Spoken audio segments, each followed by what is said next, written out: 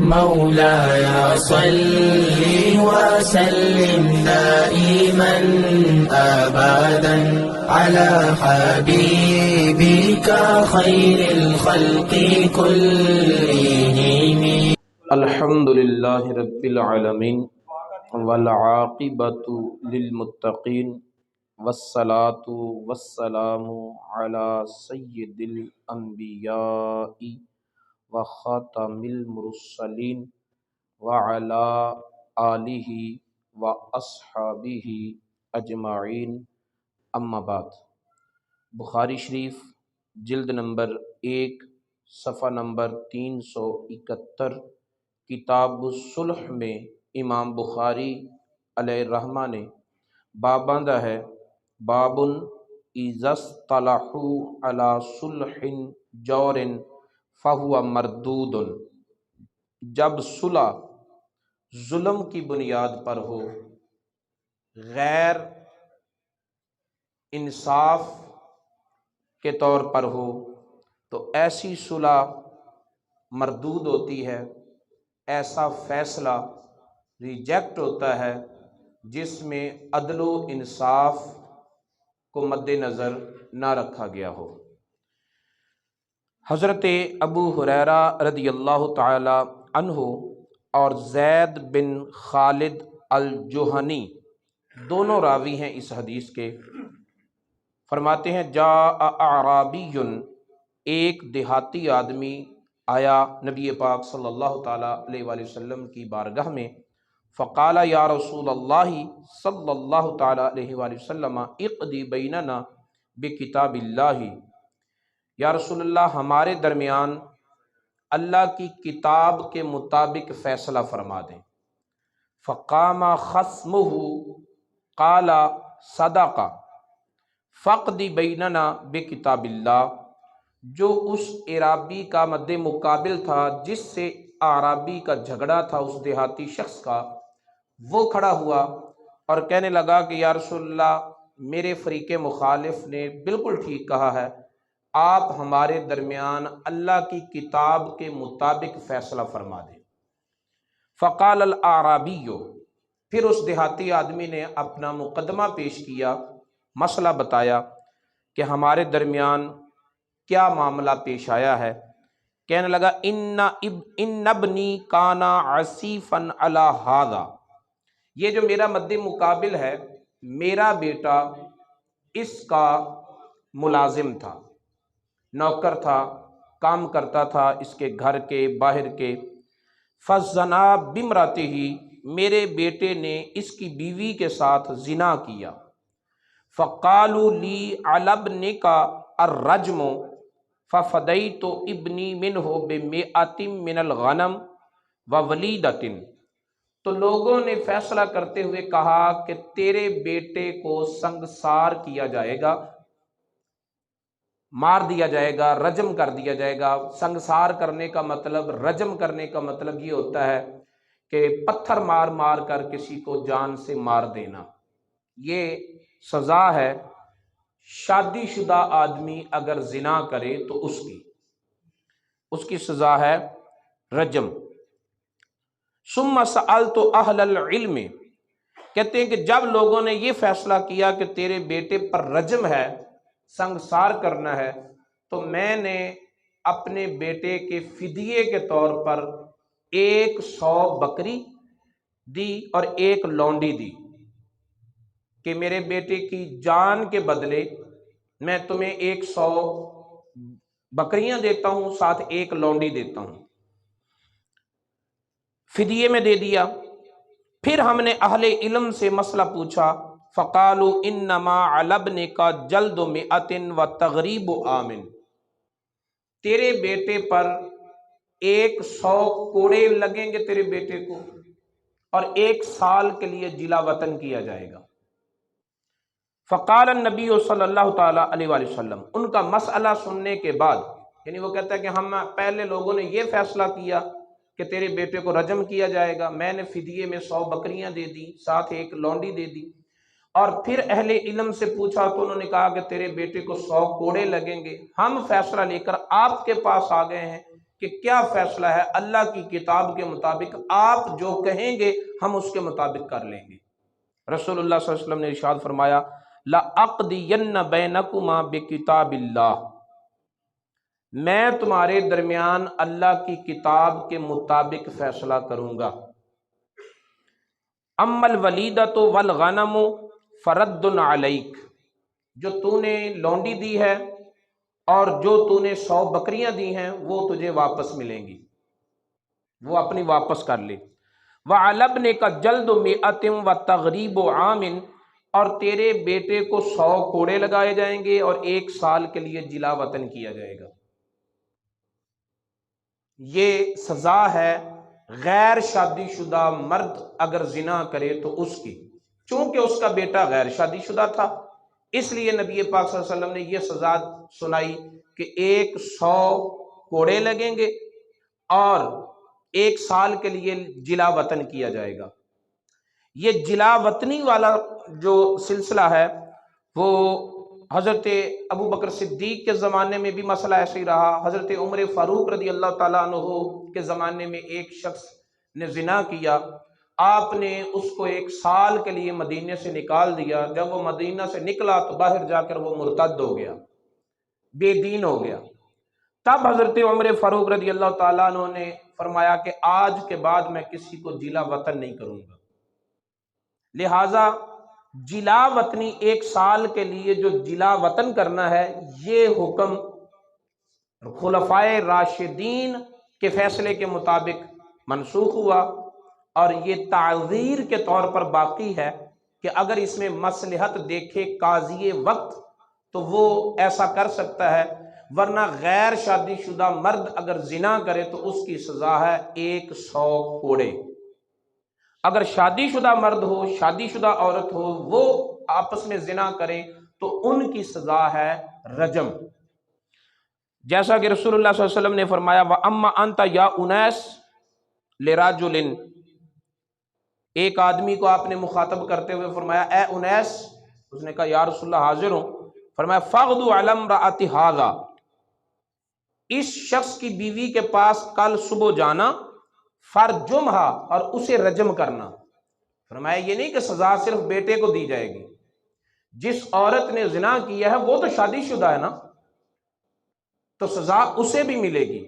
اس بیٹے کو، اس لڑکے کو لگیں گے 100 کوڑے اور اس عورت کو کیا جائے گا سنگسار، کیونکہ یہ لڑکا تھا غیر شادی شدہ، اس کی حد ہے 100 کوڑے، عورت تو شادی شدہ تھی، اسے اس عیب کو کرنے کی ضرورت کیا تھی، لہذا اس کو تو رجم کرنا۔ فغدا علیہا انیس فرجمہا، اگلے دن صبح حضرت انیس جو نبی پاک صلی اللہ علیہ وسلم کے صحابی تھے اور اب نبی پاک صلی اللہ علیہ وسلم کے پیامی تھے، وہ اس قبیلے میں گئے اور وہاں جا کر انہوں نے اس عورت کو سنگسار کیا۔ سنگسار کرنے کا مطلب یہی ہوتا ہے کہ پتھر مار مار کر مار دینا۔ زنا کی سزا یہی ہے، زنا کی سزا حد ہے، حد اس کو کہتے ہیں جو حکم اللہ نے سنایا ہو، اور تعزیر اس فیصلوں کو کہتے ہیں جو مصلحت کے مطابق قاضی وقت کرے۔ جس جرم کی سزا اللہ اور اللہ کے رسول نے بیان کر دی ہو اس سزا کو کوئی بدل نہیں سکتا۔ چوری کرنے والے کی سزا ہے فَقْطَعُوا أَيْدِيَهُمَا، ان کا ہاتھ کاٹ دو، اور زنا کرنے والے کی سزا ہے اگر غیر شادی شدہ ہے تو 100 کوڑے مارے جائیں گے، مرد کو بھی عورت کو بھی، اگر دونوں غیر شادی شدہ ہیں، اور اگر ان دونوں میں سے کوئی ایک شادی شدہ ہے تو جو شادی شدہ ہوگا اسے رجم کیا جائے گا، جو غیر شادی شدہ ہوگا اسے کوڑے مارے جائیں گے۔ زنا کی یہ سزا ہے۔ سخت سزائیں اسلام نے اس لیے رکھی ہیں تاکہ جرائم کو معاشرے سے ختم کیا جائے۔ نبی پاک صلی اللہ تعالی وسلم، اسلام نے اگر اتنی سخت سزائیں دی ہیں، رکھی ہیں، تو پھر تاریخ اسلام کا مطالعہ کر کے دیکھیں نا کہ وہ سزائیں کتنے لوگوں پر کو ملی ہیں۔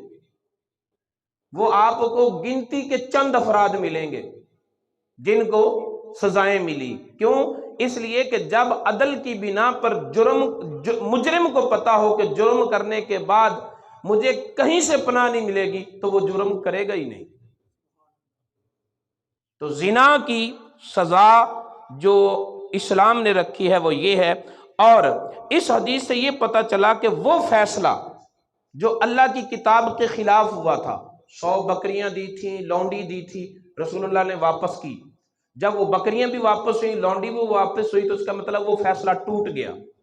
رسول اللہ صلی اللہ علیہ وسلم نے اس صلح کو، اس فیصلے کو توڑ دیا جو اللہ کی کتاب کے خلاف ہوا تھا، اور بعد میں فیصلہ وہ کیا جو اللہ کی کتاب کے مطابق تھا۔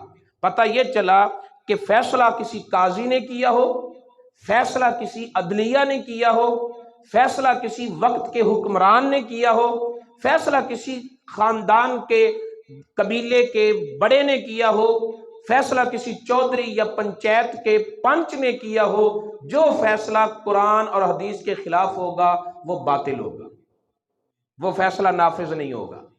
فیصلہ وہ نافذ ہوگا جو قرآن اور حدیث کے مطابق ہوگا۔ شریعت کے خلاف فیصلے نافذ نہیں ہوا کرتے۔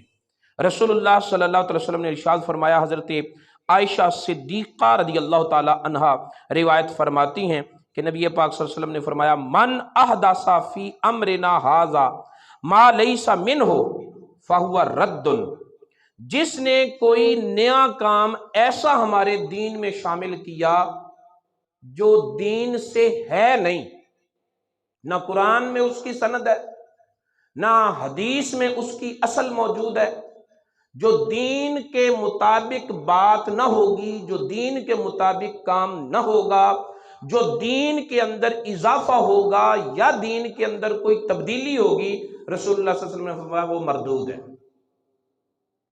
صرف اور صرف اس چیز کو ایکسپٹ کیا جائے گا، وہ چیز لازم، ضروری اور نافذ ہوگی جس کی اصل قرآن میں یا حدیث میں موجود ہو۔ جس کی اصل، جس کی بنیاد قرآن و حدیث میں موجود نہ ہو، وہ چیز کسی بھی طور پر، کسی بھی دور میں، کسی بھی حالات میں، کسی بھی ملک میں، کسی بھی علاقے قوم میں بالکل نافذ العمل نہیں قرار پائے گی۔ کتاب ہے صلح کی، باب ہے اذا اصطلحوا علی صلح جور فہو مردود، اس میں یہ حدیث امام بخاری نے ذکر کر کے یہ بتلانا چاہا ہے کہ جو فیصلہ بھی قرآن و حدیث کے مطابق نہیں ہوگا اسے بدعت ہی شمار کیا جائے گا، اور ہر بدعت مردود ہے۔ لیکن جن کاموں کی اصل قرآن و حدیث میں موجود ہو، پھر ان کو مردود نہیں کہا جائے گا، نہ ان کو بدعت کہا جائے گا۔ اگر ہم کہیں کہ ہر نیا کام بدعت ہے تو پھر ہمیں تو یہ بھی ثابت کرنا پڑے گا کہ کیا صحابہ کرام نے اپنی مساجد میں قلین بچھائے تھے؟ کیا انہوں نے گرمی کے موسم میں اے سی چلا کر نمازیں پڑھی تھیں؟ کیا انہوں نے حج کے لیے سفر جہاز پر کیا تھا؟ کیا صحابہ کرام خلفائے راشدین نے سردی کے موسم میں مسجد کے اندر ہیٹر جلائے تھے؟ یہ سارے نئے کام ہیں، لیکن کوئی انہیں بدعت نہیں کہتا، اور یہ سارے کے سارے کام جو ہیں وہ دنیا کے نہیں ہیں، دین سے متعلقہ ہیں، مساجد سے متعلقہ ہیں۔ نکاح جو ہے اس کو دنیا کا کام کہو گے یا دین کا کام؟ جب اللہ نے قرآن میں کہا فَانْكِحُوا مَا طَابَ لَكُم مِّنَ النِّسَاءِ مَثْنَىٰ وَثُلَاثَ وَرُبَاعَ، تو نکاح دین ہے یا دنیا ہے؟ اللہ کا حکم ہے تو دین ہے۔ تو کیا صحابہ کرام نے نکاح کرنے کے لیے کوئی ہال بک کروایا؟ ٹھیک ہے، جب یہ سارے کام نئے ہو رہے ہیں اور کسی کام کو بدعت نہیں کہا جا رہا تو پھر مانا جائے گا کہ وقت کی ضرورت کے مطابق ہر چیز اعلیٰ سے اعلیٰ آئے، اور جو چیزیں دین سے متعلقہ ہو انہیں ہم اسی بوسیدہ حالت پر رکھیں اور اسی طرح سادگی میں رکھیں، تو دین کی طرف کون آئے گا؟ حضرت عثمان غنی رضی اللہ تعالی عنہ کے دور میں عمارتیں خوبصورت بننے لگی، ابو بکر صدیق رضی اللہ تعالیٰ عنہ کے زمانے میں، عمر فاروق رضی اللہ تعالیٰ عنہ کے زمانے میں وہی کچے مکان ہوتے تھے۔ فتوحات ہوئیں، مال آئے، لیکن سادگی برقرار تھی. انہوں نے مسجد میں وسعت کی لیکن مسجد کی آرائش نہیں کی. حضرت عثمان غنی رضی اللہ تعالیٰ عنہ کا جب دور آیا تو انہوں نے ان کے دور میں لوگوں کے گھر جو ہے وہ اچھے اچھے بننے لگے. جب لوگوں کے گھر اچھے اچھے بننے لگے تو عثمان غنی نے پھر اللہ کا گھر مسجد اتنا خوبصورت کر کے بنایا کہ پورے مدینے میں اتنی خوبصورت عمارت کسی کی نہیں تھی. وقت کی ضرورت کے ساتھ ساتھ انہوں نے کہا کہ لوگوں کے گھر سنورتے جائیں، اللہ کا گھر اسی سادگی پر رہے، تو پھر اس گھر میں آئے گا کون؟